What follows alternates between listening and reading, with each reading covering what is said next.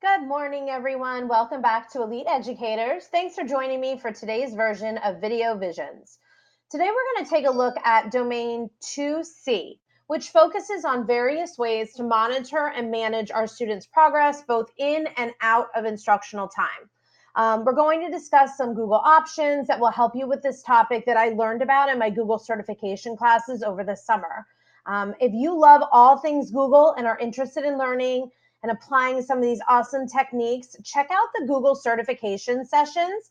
The hyperlink is on the screen, so check it out and contact me if you have any questions. It is so worth it.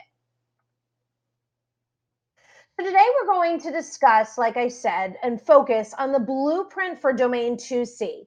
We can easily use some of these great Google tools to make managing your students' progress so much easier. I'm going to introduce some of these methods to you briefly during this video, but please reach out if you want to chat more in depth or need any assistance in the creation process. We're also going to discuss some other online resources that can be used, such as quizzes or Socrative and Kahoot. But don't forget about the great tools that we already have in Blackboard, such as the polling features that can be used to prove their knowledge, and then also movable tiles that can cover up a prove it section of a KWL chart that we can save for the end of the lesson. So let's take a more specific look. So some of the great ways to monitor your students are up on the board. Using outside resources like Kahoot, quizzes, and all these others can be scary because we know technology does not always work for us, but we need to take a leap and try it because it's going to reap benefits. Your students will love engaging with that technology and they'll feel safe knowing that their answers are protective and used to drive that lesson.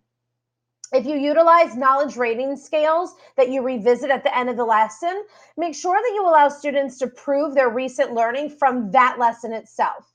In Blackboard, we also have that polling feature that allows us to hide the answers, publish results, and then allow students to defend their choices and have that aha moment instead of us telling them what the correct answer is. So using Google Forms, surveys, and docs can assist with guided notes and collaboration opportunities. These resources are super easy to create and share with our students in order for them to keep kind of track of the content and can also serve as that great resource for the future. Again, let me know if you want to implement any of these options into your lessons or DBAs. I'm excited to help. So let's think about some of these guiding questions when we're taking a look at our lesson design. So think, how are you currently monitoring your students' progress in a live lesson and DBAs? How are you modifying your instruction when students are struggling?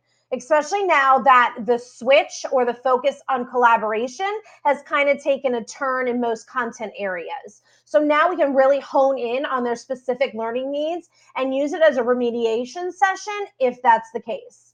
So let's take a look at what all these thought processes look like in action at some content samples.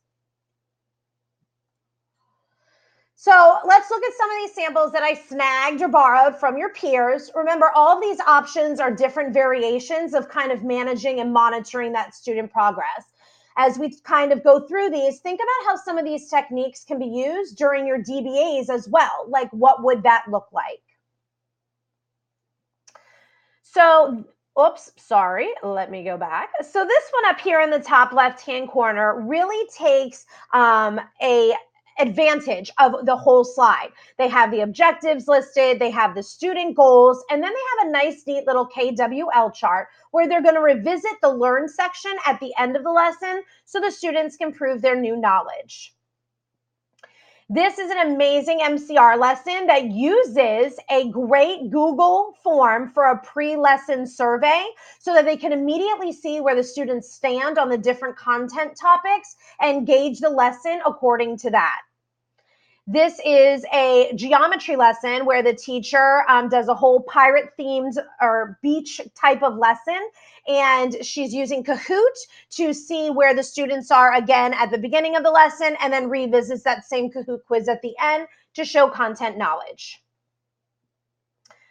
GeoPoll is another great option for pulsing or seeing where our students lie. Mentimeter is also a really neat one that I saw in action in a great driver's ed lesson that I just popped into this week. So check that out as well. This is an Algebra 2 live lesson that uses Google Forms and Docs as the students are going along through an escape room to write down concepts that they want to make sure that they come back and visit in preparation for a coming exam.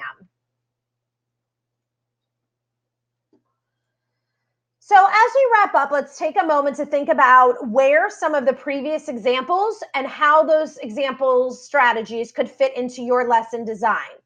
Please remember to check out this slide set for this video on my Google site for access to the great hyperlinks and additional resources that I've included.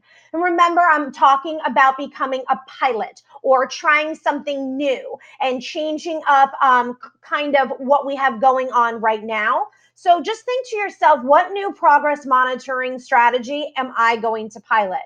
I also included a great idea called sketch notes. If you're not interested in necessarily using guided notes throughout the lesson for a note-taking strategy for your students, check out this sketch note idea. I think a lot of our visual learners would really benefit from this.